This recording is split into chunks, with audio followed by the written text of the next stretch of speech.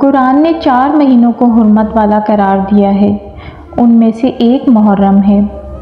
نبی کریم صلی اللہ علیہ وآلہ وسلم نے محرم کو شہر اللہ کا مہینہ کہا ہے۔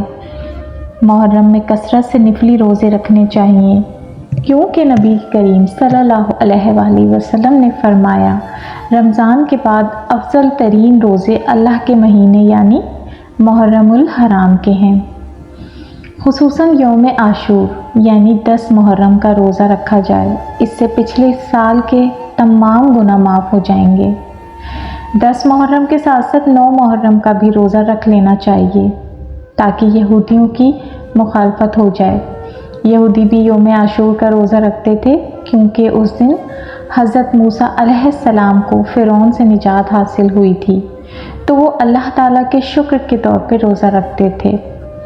اس لیے حضرت محمد صلی اللہ علیہ وآلہ وسلم نے روزہ رکھنے کا حکم دیا اور ساتھ ساتھ یہ بھی فرمایا، اگلے سال میں بھی روزہ رکھوں گا، مگر آپ صلی اللہ علیہ وآلہ وسلم اس دنیا سے رحلت فرما گئے۔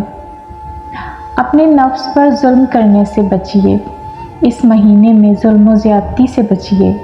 بچنا تو ہر وقت چاہیے، لیکن حرمت والے مہینے میں گناہ کا جرم بڑھ جاتا ہے، اس لیے اللہ تعالیٰ نے فرمایا، تم اپنے نفس پر ظلم نہ کرو۔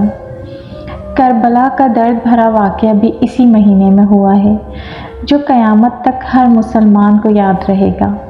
کربلا کے واقعے کی وجہ سے اس مہینے کی عظمت اور بڑھ جاتی ہے، کیونکہ اللہ تعالیٰ کے لیے شہید ہونا بہت فخر کی بات ہے، اور یہ شہادت ہر کسی کو نہیں ملتی۔